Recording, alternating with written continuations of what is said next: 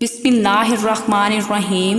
अस्सलाम वालेकुम वरहमत उल्लाहि वबरकातुहू। प्यारे नबी सरकार दो आलम का हज़रत खदीजा से निकाह का दिलचस्प वाक़या।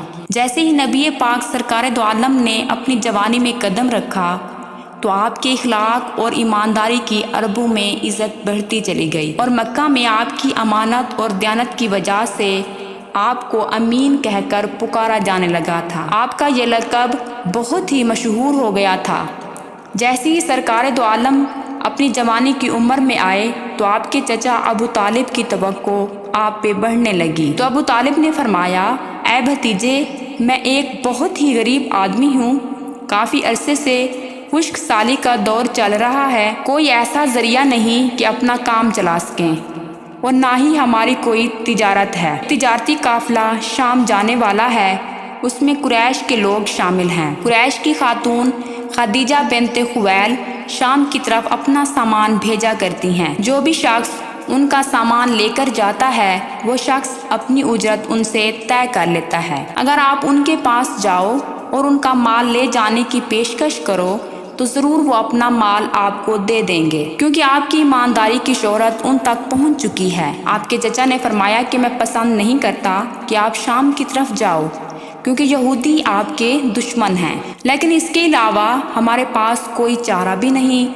ये फरमाकर आपके चचा खामोश हो गए। तब सरकार दो आलम ने फरमाया कि मुमकिन है कि वह खातून खुद ही किसी को हमारे पास भेजे। ये बात सरकार दो आलम ने इसलिए कही क्योंकि उस वक्त मक्का में हज़रत खदीजा रज़ियल्लाहु ताला अन्हा को एक ईमानदार शख्स की ज़रूरत थी। मक्का में आपसे ज़्यादा समझदार, काबिल एतमाद और अच्छे इखलाक वाला आपके सिवा और कोई नहीं था। अबू तालिब ने यह सुनकर परेशान हुए और कहने लगे, अगर आप ना गए तो वो अपना मामला किसी और से तय कर लेंगी। लेकिन आपको यकीन था कि हज़रत खदीजा रज़ियल्लाहु ताला अन्हा किसी न किसी को भेजेंगी। सैयदा खदीजा ने किसी को बुलावा भेजा और उनसे कहा कि मैंने आपकी सच्चाई, ईमानदारी, मैंने आपके नेक इखलाक के बारे में सुना है, इसलिए ही मैंने आपको बुलवाया है। हज़रत खदीजा रज़ियल्लाहु ताला अन्हा ने पैगाम में बोला कि जो पैसे मैं लोगों को देती हूँ, अगर आप मेरा काम करेंगे तो मैं आपको दुगने दूंगी। लिहाजा आपने हाँ कह दी।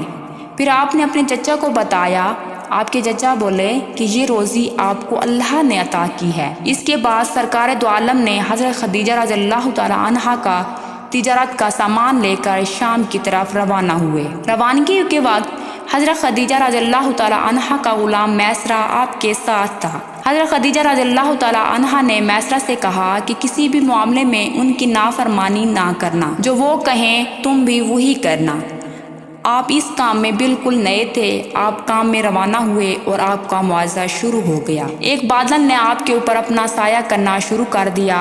जहाँ जहाँ आप जाते बादल का साया वहीं वहीं आपके साथ जाता। बसरा शहर के बाजार में एक दरख्त के साए के नीचे आप बैठ गए।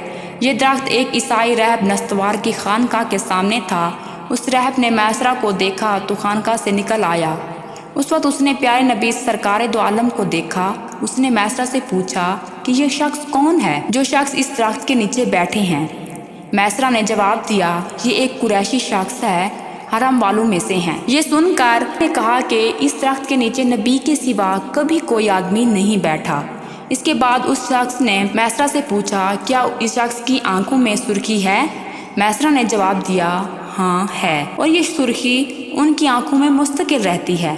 तो उसने फरमाया कि ये आखिरी पैगंबर है। काश मैं वो वक्त पा सकता जब इनको ज़हूर का हुक्म मिलेगा, यानी जब उन्हें नबूवत मिलेगी।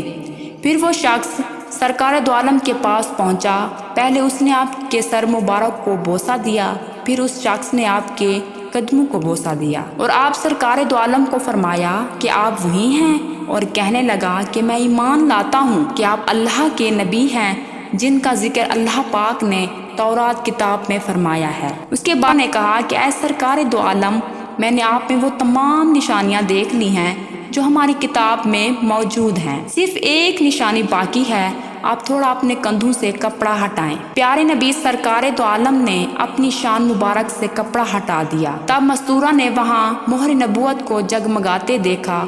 वो फौरन मोहर नबूवत को चूमने के लिए झुक गया। उसके बाद उसने बोला कि मैं गवाही देता हूँ कि अल्लाह तबारक व तआला के सिवा कोई इबादत के लायक नहीं, اور میں گواہی دیتا ہوں کہ آپ صلی اللہ علیہ وآلہ وسلم اللہ کے پیغمبر ہیں۔ آپ کے بارے میں حضرت عیسیٰ ابن مریم نے خوشخبری دی تھی اور فرمایا تھا میرے بعد اس درخت کے نیچے کوئی بھی نہیں بیٹھے گا سوائے آخری پیغمبر کے۔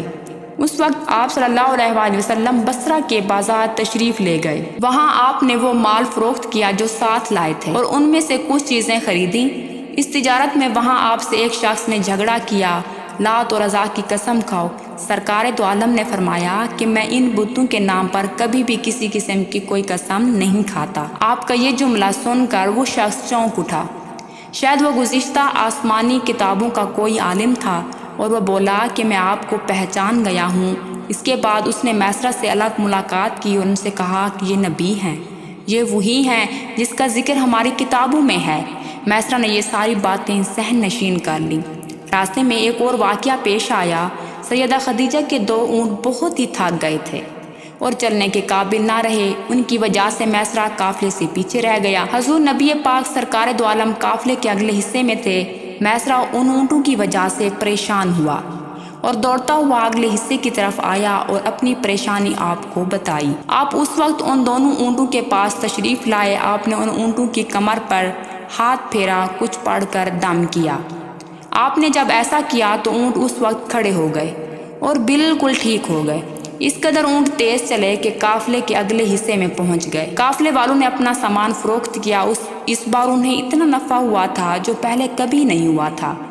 میسرہ نے یہ دیکھا کہ جب پیارے نبی سرکار دو عالم اونٹ پر ہوتے تھے تو ایک بادل آپ پر سایہ کرتا تھا۔ یہ تمام معجزے دیکھ کر میسرہ کے دل میں آپ کی خدمت گونج اٹھی اور ایسا لگا کہ جیسے وہ آپ کا غلام ہو گیا ہو۔ پیارے نبی سرکار دو عالم قافلے سے پہلے ہی حضرت خدیجہ رضی اللہ تعالی عنہا کے گھر پہنچے۔ اس وقت حضرت خدیجہ کچھ عورتوں کے ساتھ بیٹھی ہوئی تھی۔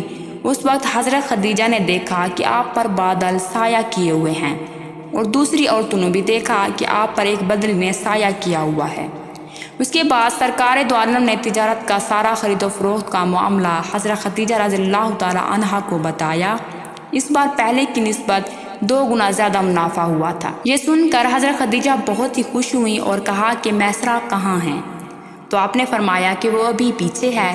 حضرت خدیجہ نے فرمایا کہ آپ جلدی سے جائیے اور میسرہ کو لے کر آئیے۔ حضرت خدیجہ نے ان کو اس لیے بھیجا کہ وہ جاننا چاہتی تھیں کہ اس بار بھی بادل آپ کے سایہ کرتے ہیں۔ پیارے نبی سرکار دو عالم جیسے ہی روانہ ہوئے تو آپ اپنے مکان کی چھت کے اوپر چڑھ کر سارا منظر دیکھنے لگی۔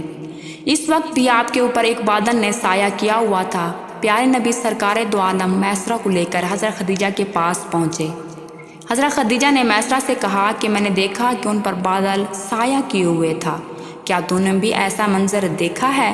یہ سن کر میسرہ نے کہا کہ یہ منظر میں اس وقت سے دیکھ رہا ہوں جب ہم یہاں سے روانہ ہوئے تھے، اور میسرہ نے وہاں کے تمام معجزات حضرت خدیجہ رضی اللہ تعالی عنہا کو بتائے۔ یہ سن کر حضرت خدیجہ رضی اللہ تعالی عنہا نے آپ کو طے شدہ اجرت سے 2 گنا زیادہ دیا، جس کے بعد حضرت خدیجہ رضی اللہ تعالی عنہا اپنے چچا زاد بھائی ورقہ بن نوفل سے ملی۔ یہ پچھلی کتابوں کے عالم تھے۔ سیدہ حضرت خدیجہ رضی اللہ تعالی عنہا نے جو کچھ خود دیکھا تھا اور جو کچھ میسرہ سے سنا تھا وہ سب اپنے چچا زاد بھائی کو کہہ سنایا۔ ورقہ بن نوفل پرانی کتابوں کے عالم تھے، یہودی کے مذہب سے تعلق رکھتے تھے۔ اس سے پہلے وہ یہودی تھے۔ حضرت خدیجہ رضی اللہ تعالی عنہا کی باتیں سن کر ورقہ بن نوفل بولے، خدیجہ اگر یہ باتیں سچ ہیں تو سمجھ جاؤ کہ محمد اس امت کے آخری نبی ہیں۔ دنیا کو ان کا ہی انتظار تھا، وہی یہ زمانہ ہے۔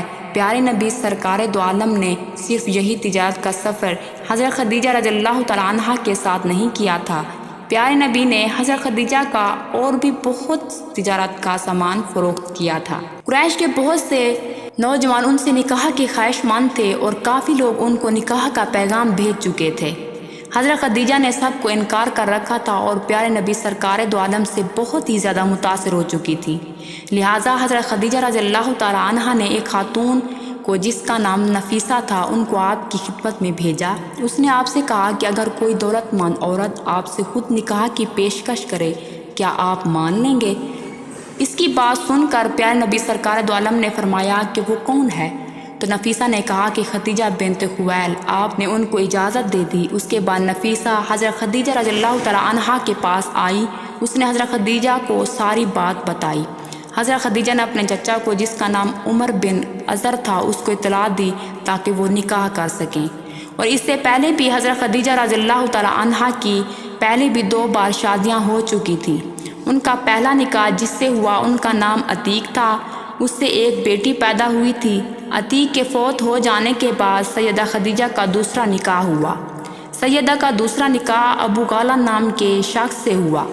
ابو غالہ بھی فوت ہو گیا تھا۔ اس کے بعد حضرت خدیجہ رضی اللہ تعالی عنہا بیوہ کی زندگی گزار رہی تھی۔ اس کے بعد انہوں نے پیارے نبی سرکار دو عالم سے نکاح کا ارادہ کر لیا۔ نکاح کے وقت حضرت خدیجہ رضی اللہ تعالی عنہا کی عمر 40 سال کے لگ بھگ تھی اور سرکار دو عالم کی عمر 25 سال کے لگ بھگ تھی۔ اس طرح یہ نکاح ہوا۔ پیارے نبی سرکار دو عالم کا یہ سب سے پہلا نکاح تھا۔ ہم امید کرتے ہیں کہ ویڈیو آپ کو اچھی لگی ہوگی اور ہمارے چینل پر اس طرح کی پیاری پیاری ویڈیوز اپلوڈ کی جاتی ہیں۔ اس طرح کی مزید ویڈیوز دیکھنے کے لیے ہمارے چینل کو سبسکرائب کریں۔ ملتے ہیں ایک نئی ویڈیو میں، تب تک کے لیے اللہ حافظ۔